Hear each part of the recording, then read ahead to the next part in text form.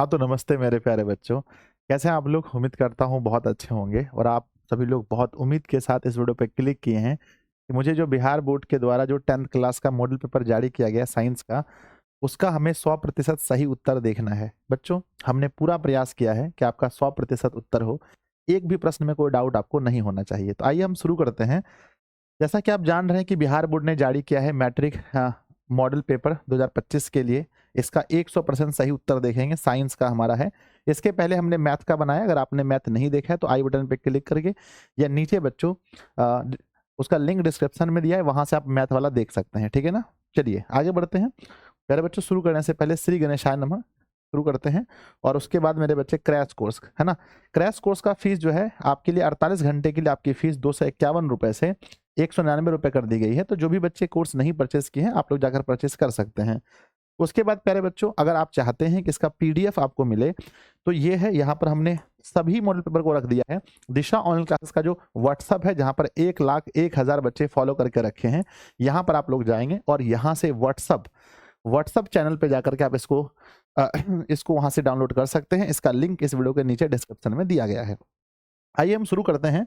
बहुत मजा आने वाला है, बहुत मजा आने वाला है। अगर आप इससे पहले अगर अपने से सॉल्यूशन कर चुके हैं या फिर किसी अन्य जगह आप इस वीडियो को देख चुके हैं तो फिर भी आप एक बार देख लीजिए, आपको पता चल जाएगा भाई, है ना, कि अगर है ना क्या सही क्या गलत, आप अच्छे से ये चीज आराम से देख पाएंगे। ठीक है ना?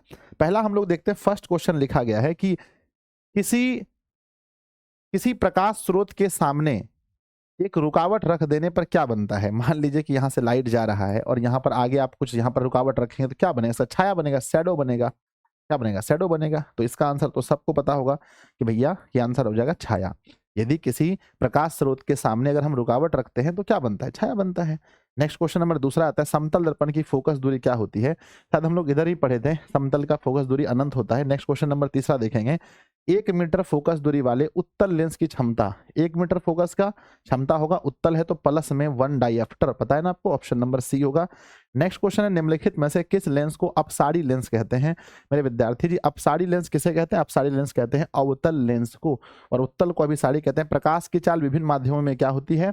प्रकाश की चाल विभिन्न माध्यमों में भिन्न भिन्न होती है। नेक्स्ट क्वेश्चन है विद्यार्थी जी, किसी लेंस द्वारा उत्पन्न आवर्धन का मान। लेंस के आवर्धन का मान अभी तक नहीं बताया गया है, मात्रक विहीन इसका कोई मात्र मान होता ही नहीं है। नेक्स्ट बच्चों, निम्नलिखित में से किसका अपवर्तनांक अधिक होता है। आप पढ़े होंगे हीरा का सबसे अधिक 2.42 होता है। आंसर मैच करते चलिए। नेक्स्ट क्वेश्चन है, एक एक अभिसारी लेंस एक अभिसारी लेंस बनाता है। अभिसारी बोले तो उत्तल। उत्तल कैसा बनाता है? उत्तल लेंस देखिए, दर्पण होता तो काल्पनिक बनाता, लेकिन लेंस है तो मेरे बच्चे सदैव वास्तविक। क्या बनेगा मेरे बच्चे? उत्तल। माफ कीजिएगा, कभी आभासी तो कभी काल्पनिक, दोनों बना सकता है। उत्तल दोनों बना सकता है, याद रखिएगा। दर्पण में नहीं, दर्पण में सिर्फ आभासी, और लेंस आते आते अवतल दर्पण की तरह काम करने लगता है। Option C. नेक्स्ट मेरे बच्चे देखिए, कोई भी क्वेश्चन का आंसर अपने मन में आप गलत मानने से पहले एक बार पूरे दिमाग से पूछिएगा क्या आप सही हैं पहले, तब गलत मानिएगा बच्चों यहाँ के आंसर को, है ना? क्योंकि सब कुछ यहाँ सेटिस्फाई होता है, मतलब पहले हम बहुत अच्छे से उसको रिसर्च करके ही बताते हैं बच्चों को। प्रकाश का नीला रंग होना किस परिघटना को दर्शाता है? बच्चों, नीला रंग होता है प्रकीर्णन की वजह से, क्योंकि नीले रंग का प्रकीर्णन सबसे अधिक होता है। प्रकाश का प्राथमिक वर्ण कौन कौन सा है? तो लाल, हरा, नीला, तीनों प्रकाश का प्राथमिक वर्ण है। Option number D. अगला क्वेश्चन नोट करते हैं। नेक्स्ट क्वेश्चन है बच्चों, बृहद संख्या में प्रकाश सुग्राही कोशिकाएं होती हैं। सबसे अधिक प्रकाश सुग्राही कोशिकाएं हमारी रेटिना में होती है बच्चों, तो ऑप्शन नंबर सी होगा। नेक्स्ट क्वेश्चन देखते हैं। नेक्स्ट क्या है, दूर दृष्टि दोष के उपचार के लिए किस लेंस का उपयोग करते हैं? दूर, दो हर्षु का दूर हुआ तो इसमें है दू, तो आंसर होगा 3 वाला, यानी कि उत्तल। दूर में हम लोग उत्तल का प्रयोग करते हैं। ऑप्शन ए सही है। अगला मेरे बच्चे, मानव नेत्र के लिए दृष्टि का अस्थायित्व होता है। कई जगह लिखा होता है 1/10, लेकिन आपको 1/16 सही करना है। अगला है मेरे बच्चे, निम्नलिखित में से कौन वाट के बराबर है? तो बच्चों, वाट बराबर होता है W बराबर होता है J/S, यानी कि जूल प्रति second. Option number B. Next question number 15 आता है, 1 किलोवाट घंटा किसके बराबर है? 1 किलोवाट घंटा 3.6 गुना 10⁶ जूल के बराबर होता है, या हम इसे कहते हैं 1 यूनिट के बराबर। नेक्स्ट क्वेश्चन है विद्यार्थी जी, विद्युत शक्ति का ऐसी मात्रक क्या होता है? शक्ति का ऐसी मात्रक वाट होता है। ऑप्शन नंबर बी सही है। 17 नंबर का क्या आंसर लगाएं आप लोग? 1 किलो वाट किसके बराबर? अभी जस्ट हम बता रहे थे 3.6 गुना 10⁻6 जूल के बराबर है। 18 नंबर क्वेश्चन देखते हैं, दाएं हाथ के अंगूठा। बच्चों दाएं हाथ के अंगूठे का नियम किसने दिया था? दायां हाथ का अंगूठा बच्चों फ्लेमिंग, याद रखिएगा हमेशा दाएं हाथ का अंगूठा फ्लेमिंग ने दिया था। अगला क्वेश्चन है, विद्युत फ्यूज विद्युत धारा के किस सिद्धांत पर काम करता है? बच्चों फ्यूज हमारे उष्मीय पर काम करता है, ज्यादा हीट होगा तो गल जाता है। वन है ना, 1 माइक्रो एम्पियर बराबर क्या होता है? माइक्रो बच्चों 10⁻⁻6 होता है माइक्रो का, है ना। आगे बढ़ते हैं, नेक्स्ट क्या लिखा है? प्रतिरोध का मान बढ़ने से प्रतिरोधकों को जोड़ा जाना चाहिए। माफ कीजिएगा, प्रतिरोध का मान बढ़ाने के लिए अगर आप चाहते हैं कि प्रतिरोध का मान बढ़े तो आप प्रतिरोध को किस में जोड़ना चाहिए? प्रतिरोधकों को श्रेणी क्रम में जोड़िए, तब बढ़ेगा। पार्श्व क्रम में तो घट जाता है। जैसे मान के चलिए 2 एम्पियर का हमारे, है ना, 2 ओम का 2 प्रतिरोधक है, 2 ओम का, तो 2 दूनी 4 हो जाएगा जोड़ेंगे तो। अगर R1 है ना, अगर जोड़ेंगे श्रेणी में तो 4 हो जाएगा। अगर हम इसी को अगर समांतर में जोड़ेंगे तो 1/2 और 1 ना 1/2 बराबर हो जाएगा मेरे बच्चे 1/4। तो ये बच्चे है ना, तो ये बच्चों हमारा कम हो जाएगा, ठीक है ना। तो हमारा क्या था? श्रेणी क्रम में जोड़ना चाहिए। नेक्स्ट क्वेश्चन क्या लिखा गया है ना, इलेक्ट्रिक हीटर की कुंडली बनाई जाती है। तो हीटर की कुंडली आपको पता है अच्छे से, नाइक्रोम। बहुत आसान आसान क्वेश्चन है बच्चों, कुछ कुछ सवाल हैं जो थोड़े टफ है, मैं मानता हूं, लेकिन आपको 40 बनाना है, बहुत आसान होता है। इधर ही मैंने पढ़ा था कि बच्चों ग्लोबल वार्मिंग के लिए उत्तरदायी कौन सा गैस है? तो CO2 ग्लोबल वार्मिंग के लिए है। निम्नलिखित में जीवाश्म ईंधन क्या है? पेट्रोल के लिए भी जीव की, है ना, प्राकृतिक गैस, सब तो जीवाश्म ईंधन है। Option number D. अगला क्वेश्चन देखते हैं मेरे बच्चे, सूर्य तथा अन्य तारों द्वारा उत्सर्जित विशाल ऊर्जा का स्रोत क्या है? इसके बारे में भी चर्चा किया था मैंने जब मैं पढ़ा रहा था आप लोगों को ऊर्जा का स्रोत। नाभिक के संलयन से बच्चों सूर्य की ऊर्जा का जो मेन बात है वो है नाभिक के संलयन। नेक्स्ट है मेरे बच्चे, टिहरी बांध का निर्माण का उद्देश्य क्या था? टिहरी बांध के निर्माण का उद्देश्य भूमि सिंचाई, बिजली उत्पादन, जल आपूर्ति, सब कुछ। ऑप्शन नंबर डी सही होगा। अगला है मेरे विद्यार्थी जी, खिलौना के लिए किस सेल का उपयोग होता है? खिलौने में शुष्क सेल का प्रयोग होता है, याद रखिएगा खिलौने में शुष्क सेल का प्रयोग होता है। अगला है बच्चों की, जल में वैद्युत अपघटन में कैथोड पर कौन सी गैस मुक्त होती है? कैथोड पर हाइड्रोजन गैस मुक्त होती है, याद रखिएगा। अगला सवाल आपके सामने लिखा है बच्चों, निम्नलिखित में से कौन सा संबंध सही है? बच्चों देखो, जिंक के साथ ऑक्सीजन था, चले गया कॉपर के पास, है ना, माफ कीजिएगा, चले गया कार्बन के पास, तो जिंक का Zn का अपचयन हो गया, और बच्चों CO मतलब कि C का बच्चों उपचयन हो गया। उपचयन मतलब जिसके पास ऑक्सीजन गया उसका उपचयन, और जिससे निकल कर गया अपचयन, तो बच्चों कहते हैं कार्बन अपचयित हो रहा है। बिल्कुल सही है, कार्बन उपचयित नहीं, गलत है। ऑप्शन नंबर बी, कार्बन क्या हो रहा है? अपचयित हो रहा है। अगला क्वेश्चन लिखा है मेरे बच्चे, लिखा गया है, जस्ता में तनु हाइड्रोक्लोरिक अम्ल की अभिक्रिया के फलस्वरूप कौन सा गैस निकलता है? बच्चों जस्ता में अगर तनु हाइड्रोक्लोरिक अम्ल डालेंगे, है ना, हाइड्रोक्लोरिक अम्ल डालेंगे तो मेरे बच्चे क्या निकलेगा? उसमें हाइड्रोजन गैस निकलेगा, जो कि ऑप्शन नंबर बी में दिया गया है ना। अगला क्वेश्चन, क्योंकि बच्चों जस्ता हमारा धातु है। नेक्स्ट है, निम्नलिखित में से कौन सा गैस चूना जल को दुधिया बना देता है? तो याद रखिएगा बच्चों, कार्बन डाइऑक्साइड गैस, बहुत इंपॉर्टेंट क्वेश्चन है, चूना जल को दुधिया बना देता है। नेक्स्ट क्वेश्चन आपके सामने लिखा है, निम्नलिखित में से कौन सा बुझा हुआ चूना है? एक आता है बच्चों बिना बुझा हुआ चूना, तो बड़का का आंसर छोटका, छोटका का बड़का, बुझा हुआ का होता है CaOH का होल 2, यह है बुझा हुआ चूना। और यह है बच्चों बिना बुझा हुआ चूना, यह है बिना बुझा हुआ चूना। नेक्स्ट क्वेश्चन आपके सामने आया है मेरे बच्चे के, दंत मंजन प्रायः होते हैं, जो दंत मंजन हम लोग घसते हैं वो प्रायः क्षारीय होते हैं। 40 क्वेश्चन बनाना होगा आपके एग्जाम में, हल्का हल्का क्वेश्चन है, टेंशन नहीं है। नींबू में कौन सा अम्ल होता है? नींबू और संतरा में सिट्रिक अम्ल होता है, आप पढ़े होंगे। मिल्क ऑफ मैग्नीशिया का बच्चों pH मान कितना होता है? मिल्क ऑफ मैग्नीशिया का 10.5 होता है। कितना मजा आ रहा है आपको, बताइए, बहुत आनंद आ रहा है कि नहीं आ रहा है, बताइए। नेक्स्ट क्वेश्चन लिखा गया मेरे बच्चे, जस्ता, क्या लिखा है? जस्ता का अयस्क क्या है मेरे बच्चे? बॉक्साइड किसका अयस्क है? जस्ता का नहीं है ना, एल्युमिनियम का अयस्क है बॉक्साइड मेरे बच्चे। तो क्या है? जिंक ब्लेड जो है जस्ता का अयस्क है। ऑप्शन नंबर डी सही होगा। अगला क्वेश्चन विद्यार्थी जी, धातु जो सिर्फ अम्ल राज्य में घुलता है, सिर्फ अम्ल राज्य में घुलने वाला धातु है बच्चों कौन सा? है ना, AU मतलब कि सोना जो है ये सिर्फ अम्ल राज्य में ही घुलता है, सिर्फ अम्ल राज्य में ही घुलता है। अगला क्वेश्चन देखते हैं मेरे बच्चे, लिखा गया है, निम्नलिखित में से कौन सा आयनिक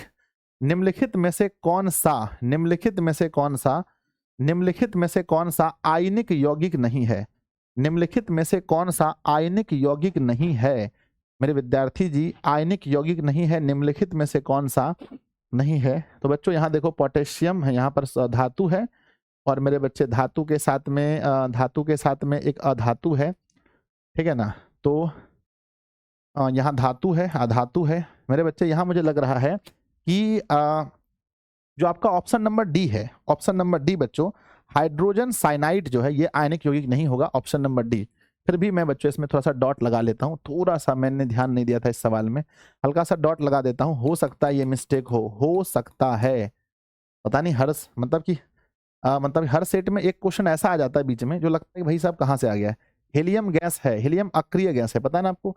हीलियम बच्चों, हीलियम, रेडॉन, ये सब क्या है, जेनॉन, क्रिप्टन, ये सब अक्रिय गैस होता है। अगला है बच्चों, सबसे कठोर प्राकृतिक पदार्थ कौन सा है? शायद कल ही पढ़ रहे थे हम लोग, हीरा सबसे कठोर है। अगला क्वेश्चन विद्यार्थी जी, बेंजीन का अनुसूत्र क्या होता है? बेंजीन का C6H6 होता है अनुसूत्र। अभी हम लोग आगे पढ़ेंगे बच्चों। आगे है कि हाइड्रोजन के दो परमाणुओं के बीच कैसा आबंध है? हाइड्रोजन बच्चों H2, यानी H यहाँ है, एक एक लेते हैं तो बच्चों इसमें एकल आबंध होता है, एकल। ऑक्सीजन में दो होता है, नाइट्रोजन में 3 होता है। चूना जल का रासायनिक नाम क्या है? चूना जल का रासायनिक नाम क्या है? कैल्शियम हाइड्रा ऑक्साइड बच्चों, क्या है ना, हाइड्रोक्साइड, है ना, कैल्शियम हाइड्रोक्साइड चूना जल का नाम होता है। अगला मेरे बच्चे, चीनी का रासायनिक सूत्र क्या है? ये भी बताना पड़ेगा। C12H22 और O11 चीनी का है। कितना प्यारा क्वेश्चन दिया है बच्चों, निम्नलिखित में से कौन सा कार्बनिक यौगिक सबसे क्रियाशील है? सबसे क्रियाशील है कौन सा? ये बच्चों C2H5 है, ये अभी आप लोग नहीं पढ़े हैं, इसके बारे में पढ़ेंगे जो हमारा चैप्टर कार्बन चल रहा है वहां देखेंगे। ये बच्चों ये हमारा एल्केन है, एल्केन है। इसमें बच्चों CnH2n+2 का फॉर्मूला इसमें लग रहा है, यहाँ भी लग रहा है, यहाँ भी लग रहा है, ये सबसे अलग है, ऑप्शन डी, ये सबसे अधिक क्रियाशील होगा, ऑप्शन डी। तो कुछ थोड़ा बहुत आपका अभी नहीं पढ़े, जैसे कि ये भी आप लोग नहीं पढ़े हैं। अभी आप लोग ये नहीं पढ़े हैं कि बच्चों मेंडलीफ ने अपने आवर्त सारणी को तैयार करने के लिए कौन सा मापदंड अपनाया? तो मेंडलीफ चचा जो है कि अपना परमाणु द्रव्यमान में सजाया है अपना आवर्त सारणी को। अगला क्वेश्चन है, निम्नलिखित में से कौन सा क्षार धातु नहीं है? सोडियम क्षार धातु है। अगला देखते हैं ऑप्शन क्या है, रुबिडियम भी है, लिथियम भी है। कौन सा क्षार धातु नहीं है? तो आंसर याद रखिएगा, मैग्नीशियम जो है ये क्षार धातु नहीं है, ऑप्शन नंबर ए सही है। अगला क्वेश्चन मेरे बच्चे लिखा गया है, निम्नलिखित में से कौन हेलोजन समूह का सदस्य है? हेलोजन समूह में ब्रोमीन, याद रखिएगा, ब्रोमीन जो है ये हेलोजन समूह का है ना, ब्रोमीन क्या है? हेलोजन समूह का है, याद रखिएगा। अगला क्वेश्चन है, जिंक की परमाणु संख्या, ये तो मजेदार क्वेश्चन पूछा। जिंक आपको पता है कि जिंक यानी जस्ता का 30 होता है। अगला, निम्नलिखित में से विद्युत ऋणात्मक होते हैं? मेरे बच्चे याद रखिएगा, धातुएं क्या होती हैं? धातुएं विद्युत धनात्मक होती हैं। ये बच्चों धातुएं क्या होती हैं? विद्युत धनात्मक होती हैं, और अधातुएं ऋणात्मक होती हैं, ऑप्शन नंबर। नेक्स्ट क्वेश्चन है बच्चों, नेक्स्ट क्वेश्चन लिखा गया है कि राजस्थान के किस ग्राम में चिपको आंदोलन के क्रम में महिलाओं ने जान दी थी? बच्चों देखो, चिपको आंदोलन तो हम लोग उत्तराखंड का पढ़े हैं, राजस्थान में भी हुआ था, जहां पर एक जगह था खेजड़ी नाम था उसका। अगला क्वेश्चन है, निम्नलिखित में से किसके कारण पर्यावरण संतुलन बिगड़ रहा है? भैया बढ़ती जनसंख्या, है ना, इतनी जनसंख्या बढ़ रही है कि पर्यावरण डिस्टरबेंस हो रहा है ना, दिक्कत हो रहा है। पर्यावरण को प्रदूषण से बचाने का सबसे अच्छा तरीका क्या है? वस्तु का पुनर्चालन कीजिए, वस्तु का पुनर्उपयोग कीजिए, वस्तु का उपयोग में कमी कीजिए, सभी ऑप्शन नंबर डी। इसी को बच्चों RRR कहते हैं, जो केमिस्ट्री का लास्ट चैप्टर में आप पढ़ेंगे, रिड्यूस, रिसाइकल और रीयूज पढ़ेंगे, है ना। अगला क्वेश्चन है, सौर सेल में किसका उपयोग होता है? बच्चों हम पढ़ाए थे कि जब सौर सेल बनता है ना तो इसमें ऐसे करके पट्टी दी जाती है, किसका? ये होता है सिलिकॉन का। तो सिलिकॉन का प्रयोग होता है सौर सेल में। निम्नलिखित में से मुख्य बायोगैस क्या है? इधर जस्ट पढ़े हम लोग कि मीथेन बच्चों बायोगैस में होता है, CH4। 75% बायोगैस में मीथेन होता है। मजा आता है ना, जब पढ़ा हुआ क्वेश्चन आता है तो मन करता है भाई साहब मजा आ गया। मनुष्य के दांत की सबसे ऊपरी परत को क्या कहते हैं? इनामेल कहा जाता है। नहीं, सबसे मजबूत है ना इनामेल, सबसे ऊपरी परत यही होता है ना, इनामेल। ठीक है, कहीं मिस्टेक ना हो जाए, फिर बोलेगा सर जठर ग्रंथि, जठर माने पेट होता है, जठर ग्रंथि कहाँ होगा? अमाशय में, अमाशय मतलब भी पेट होता है, ऑप्शन नंबर सी। अगला क्वेश्चन देखते हैं विद्यार्थी जी कि निम्नलिखित में से कौन वसा का पाचन करता है? तो पहला चैप्टर में ही तो पढ़ाए होंगे आप लोग को कि जो लाइपेज होता है वसा का पाचन करता है। अगला क्वेश्चन, पीत का रंग कैसा होता है? बच्चों देखो, पीत के रंग में ना बड़ा दिक्कत है, कहीं पर देखो पीत का रंग पीला से हरा होता है, पीला भी मतलब हरा भी, है ना। तो पीत बड़ा मतलब कंफ्यूजन वाला क्वेश्चन है बच्चों, पीला से हरा होना चाहिए। पीला से हरा, येलो टू ग्रीन होता है। पीत का रंग क्या होता है? Yellow to green. तो बच्चों बड़ा मुझे लिए कंफ्यूजन लग रहा है, पीत का रंग ऐसे मैं हरा मार देता हूँ, लेकिन पीला से हरा कई जगह लिखा रहता है, चलो मैं हरा मान रहा हूँ। बच्चों पौधे का श्वसन, मैंने बताया था ना, पौधे का श्वसन सभी अंग से होता है, तना, जड़, पत्ती, सभी से पौधों में श्वसन होता है। मैं जब साइंस का क्वेश्चन देखा ना, मुझे बड़ा मजा आया आज, है ना। हरे पौधे रात्रि में कौन सा गैस छोड़ते हैं? दिन में ऑक्सीजन और रात्र में बोलते हैं ना, पेड़ के नीचे नहीं सोना चाहिए क्योंकि रात में कार्बन डाइऑक्साइड छोड़ते हैं पौधे। अगला क्वेश्चन लिखा है मेरे बच्चे कि किण्वन के फलस्वरूप कितने एटीपी का निर्माण होता है? देखो, किण्वन तब होता है जब अवायवीय शोषण होता है, तो अवायवीय शोषण में किण्वन होता है, और अवायवीय शोषण में केवल 2 एटीपी ऊर्जा बनता है। आपको पता होगा कि अवायवीय शोषण जहां होता है वहां 2 एटीपी ऊर्जा बनता है। सामान्य डाइस्टोलिक, बच्चों सिस्टोलिक बोलता है ना, सिस्टोलिक तो 120 हो जाता, डाइस्टोलिक बोला है तो 80 mmHg होगा, है ना, डाइस्टोलिक में 80 हो जाता है ना। नेक्स्ट है मेरे बच्चे कि पौधों में वाष्पोत्सर्जन किस भाग से होता है? मेरे बच्चे वाष्पोत्सर्जन तो पत्ता से होता है ना, वाष्प कहाँ से निकलता है? पत्ता से। मेरे बच्चे अगला क्वेश्चन लिखा गया है कि अस्थि क्या है? अस्थि मतलब बोन, बोन मतलब हमारी हड्डी क्या है? हमारी हड्डी अगर देखें ना बच्चों तो वो टिश्यू है ना। हड्डी क्या है? टिश्यू है। जैसे हमारा रक्त भी बच्चों एक उत्तक है, लेकिन तरल संयोजी। रक्त क्या है? रक्त मेरे बच्चे तरल संयोजी उत्तक है, और हमारा हड्डी जो है वो उत्तक है, सिर्फ टिश्यू बोलिएगा, टिश्यू। अगला, पादप में अपशिष्ट संचित रहते हैं, छाल में भी रहते हैं, कोशिका रेक्ति में भी रहते हैं, पत्ती में भी रहते हैं, हर जगह पादप अपशिष्ट रहते हैं। Option number D. अगला क्वेश्चन है, वृक्क के रचनात्मक एवं क्रियात्मक इकाई कौन सी है? तो बच्चों आप लोग पढ़े होंगे ना, हम लोग पढ़े थे ना किडनी का, बच्चों कौन है? नेफ्रॉन से हमारा किडनी बना है, 10 लाख नेफ्रॉन चाहिए किडनी बनाने के लिए। अगला है, पौधे के उत्सर्जी अंग क्या है? टेनिन है, गोंद है, रेजिन है, सभी हैं। Option number D. यानी क्वेश्चन ऐसा ना, मजा आ रहा है बच्चों क्वेश्चन बनाने में, लगता है हाँ। स्मरण शक्ति का मुख्य केंद्र क्या है? बच्चों हमारा जो मेमोरी है, हमारा मेमोरी है वो क्या है? हमारी मेमोरी, हमने क्या बताया था कि सेरिब्रम जो है बच्चों, ये सेरिब्रम यही हमारी मेमोरी है, यही हमारी याददाश्त है। अगला क्वेश्चन है कि जड़ की अधोगामी वृद्धि कहलाती है। बच्चों देखो, जड़ कहाँ बढ़ता है? धरती की ओर। धरती की ओर बढ़ेगा तो क्या बोलेंगे? जलानुवर्तन नहीं, गुरुत्वानुवर्तन। बच्चों गुरुत्वानुवर्तन। जड़ कहां बढ़ता है? गुरुत्वानुवर्तन। गति पढ़ाए होंगे ना, पौधों में गति, है ना। पूछा है बच्चों, एस्ट्रोजन स्रावित होता है, एंड्रोजन, एस्ट्रोजन। एंड्रोजन पुरुष में, एस्ट्रोजन मादा में। तो एस्ट्रोजन जो होता है मेरे बच्चे, एस्ट्रोजन जो होता है वो अंडाशय द्वारा निकलता है, एस्ट्रोजन, है ना, याद कीजिएगा। अगला क्वेश्चन है विद्यार्थी जी, ध्यान दीजिएगा, है ना, क्या लिखा है? स्वपरागण निम्नलिखित में से किस पौधे में हो सकता है? बच्चों स्वपरागण का मतलब क्या होता है? मतलब कि अगर एक ही पौधा है, ध्यान दीजिएगा, एक ही पौधा है मेरे बच्चे, स्वपरागण जो है पूछा गया है कि स्वपरागण निम्नलिखित में किस पौधे में होता है? ध्यान दीजिएगा बच्चों, स्वपरागण का मतलब ये नहीं है कि एक ही पौधा, मतलब कि स्वपरागण का मतलब ये नहीं है कि एक ही फूल में। स्वपरागण का मतलब ये है कि अगर एक पौधा है, मान लो ये बच्चों स्वपरागण है ना, एक पौधा है तो कोई यहां से उठ करके किसी फूल से किसी में जा सकता है। लेकिन मान लो कि अगर बच्चों पपीता है, अगर पपीता है तो, और बच्चों उसके सब फूल में जो है कि एक ही लिंग है, तो स्वपरागण कैसे होगा, है ना। तो स्वपरागण निम्नलिखित में किस पौधे में होता है? तो बच्चों उभय लिंग, जिसमें दोनों लिंग हो, जिसमें दोनों लिंग है उसी में ना होगा जी, है। तो मेरे बच्चे जिसमें दोनों होगा उसी में हो सकता है, एक लिंगी में कैसे पॉसिबल है? लेकिन थोड़ा सा डाउट है भैया, एक लिंगी में अगर दूसरे फूल में, अगर अलग अलग फूल में अलग अलग होता हो तो, है ना। एक लिंगी पुष्प अगर है तो उसमें सिर्फ अगर मान लो कि एक भाग है, नर वाला भाग है, ठीक है। तो मतलब अगर अलग अलग फूल में नर मादा अगर रहे तो हो सकता है, फिर अलग फूल से एक लिंगी है। आई थिंक दोनों में होना चाहिए बच्चों, स्वपरागण, स्वपरागण ये तो फिक्स है, ये तो एकदम फिक्स है, तो होगा ही उभय लिंगी में। लेकिन एक लिंगी में भी मान लीजिए बच्चों, अगर कोई पौधा है, ठीक है ना, इसका ईठो फूल में मान लो नर भाग है, और ईठो फूल में अगर मादा भाग है, तो ईठो फूल का ईठो फूल में हो सकता है ना। चलो बच्चों हम उभय ही मार देते हैं, उभय में ही, ऑप्शन नंबर बी, ठीक है। हल्का सा डाउट है। नेक्स्ट, 2 क्वेश्चन में डाउट मार दिए रे। अगला, गर्भाशय के किस भाग में भ्रूण विकसित होता है? गर्भाशय के किस भाग में? तो बच्चों भ्रूण विकसित होता है यूट्रस में। किसमें होता है? यूट्रस, मतलब गर्भाशय में। गर्भाशय का ही एक अंग है जिसको बच्चों, है ना, एंड्रो, है ना, क्या बोलते हैं? एंडोमेट्रियम कहा जाता है। तो ऑप्शन नंबर ए सही है। अगला, निम्नलिखित में कौन सा भाग केवल पुरुष के जनन अंग में पाया जाता है? शुक्रवाहिका। शुक्रवाहिका मादा में कहां से मिलेगा भाई? पुरुष में होता है। अगला, अनुवांशिकता का पिता किसे, बाप किसे कहा जाता है? तो ग्रेगर जॉन मेंडल को अनुवांशिकता का बाप कहा जाता है, पढ़ाए थे आप लोग को।